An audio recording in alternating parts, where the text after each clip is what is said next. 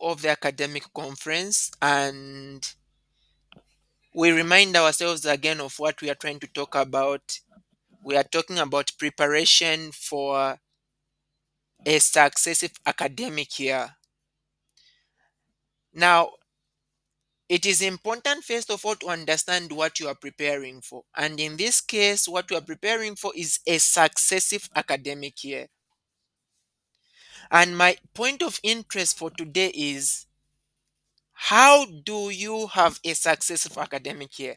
And that's the question that we want us to answer. How can you have a successful academic year?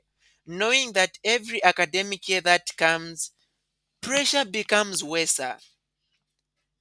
So, important thing for us to understand is hunger. Hunger.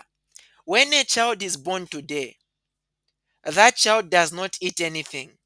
You are supposed to be worried. If a child is born today, that child does not cry, you're supposed to be worried. So my interest is on the hunger issue.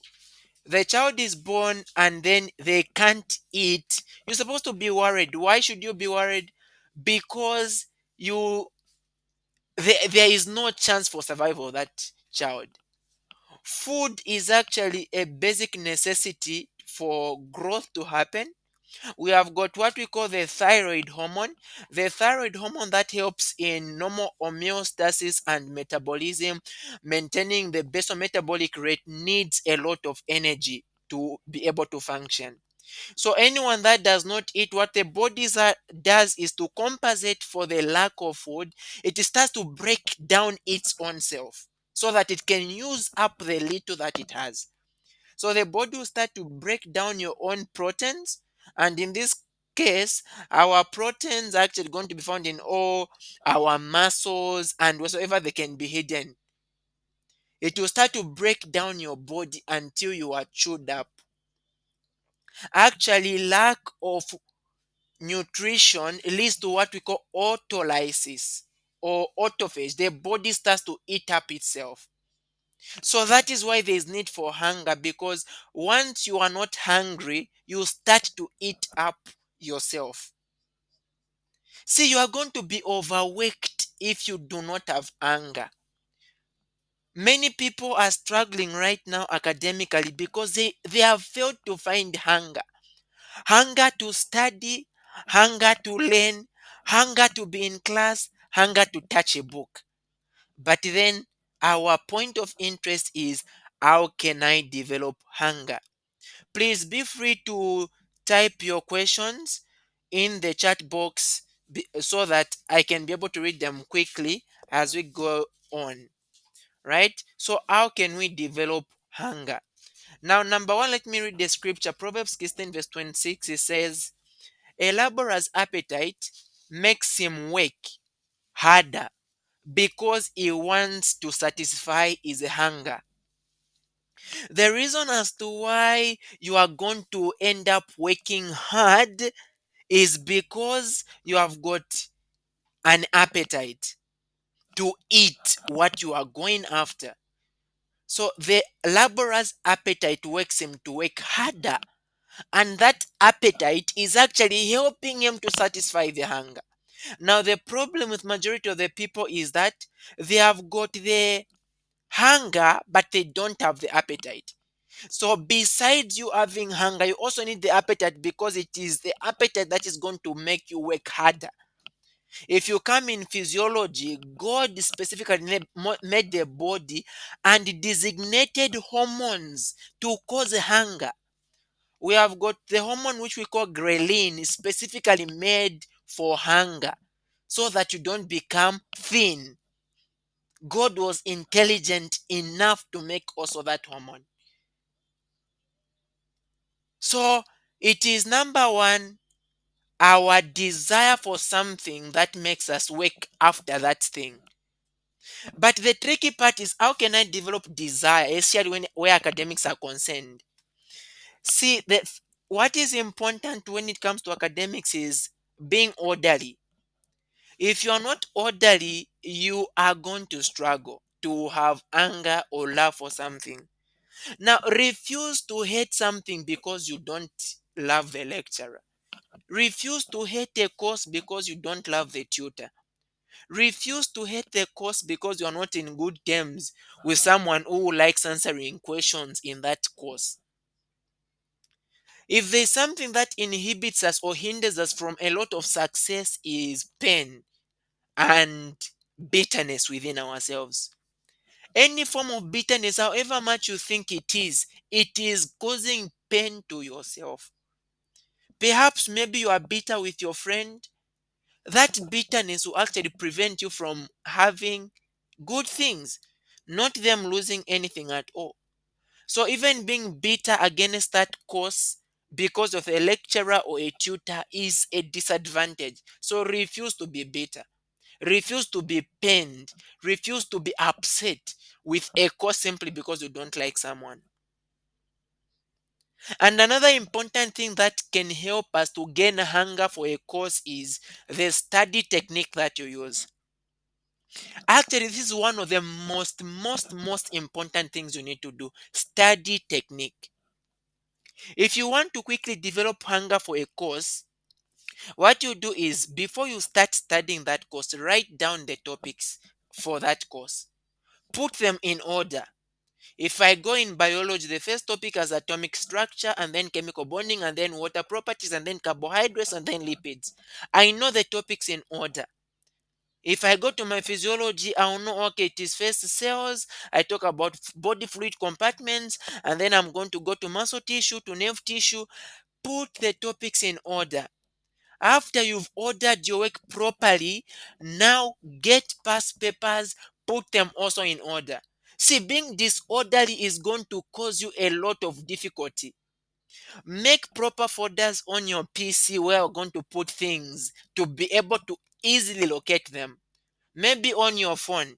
For me, I have got a lot of accounts on my WhatsApp. I'll be getting some things that I really need and I'll be sending them to my other account so that I can just keep a track of them. But besides that, I've made proper folders for each course.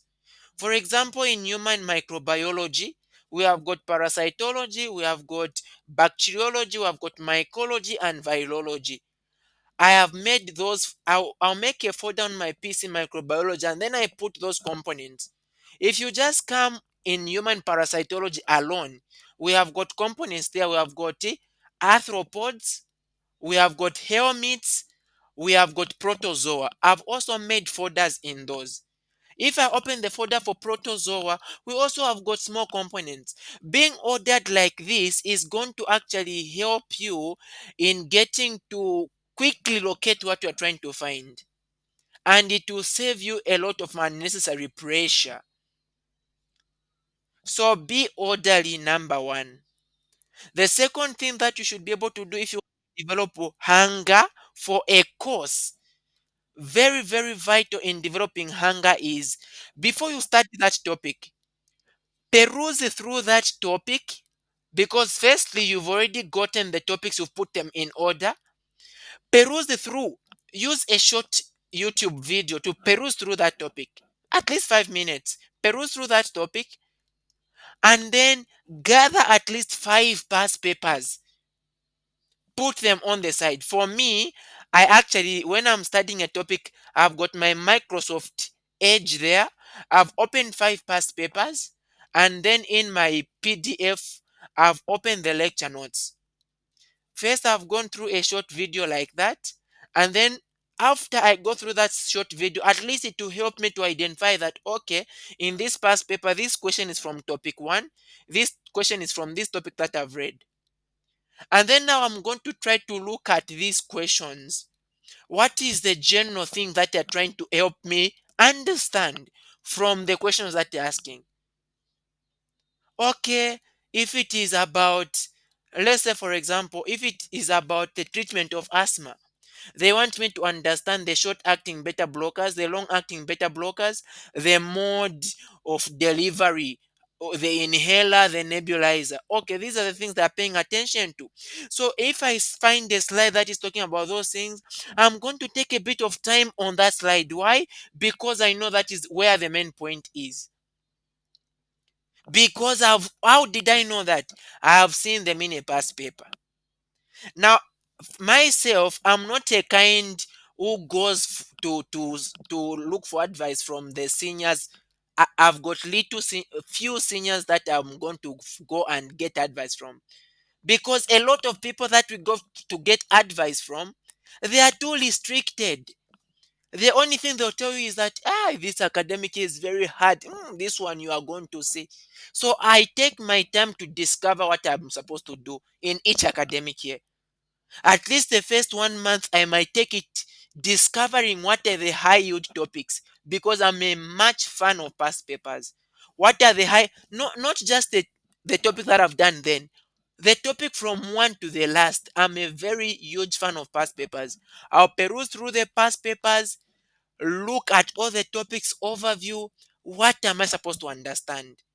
And then it might seem as though I'm lagging behind for that 1 month, but I know what I'm doing.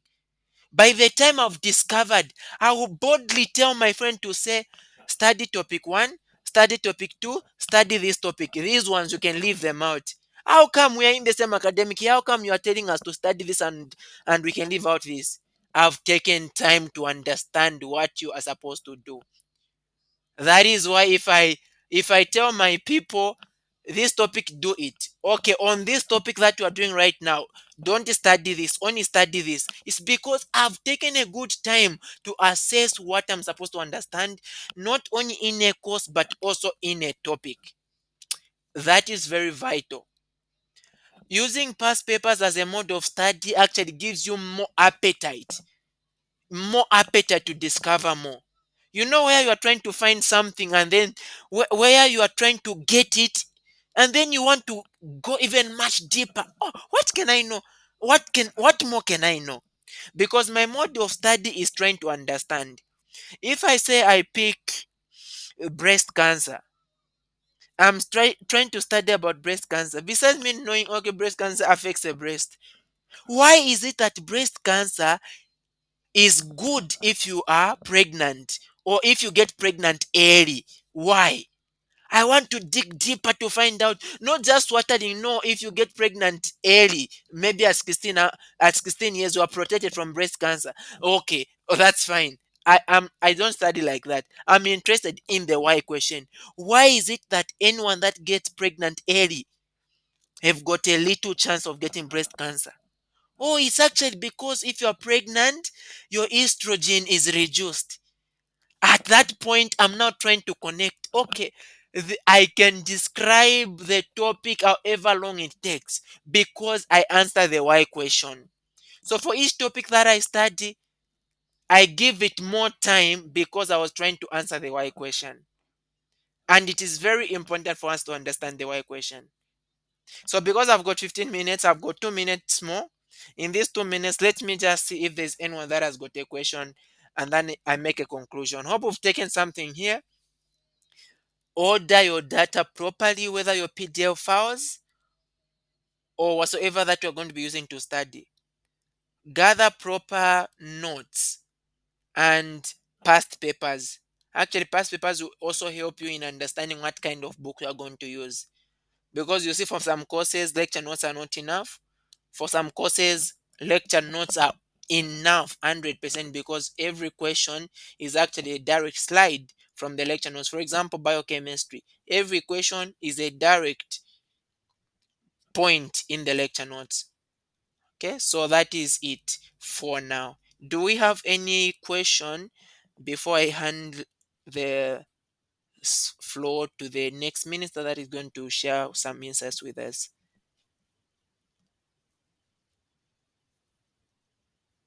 Be free to ask your question. I've got only a little seconds.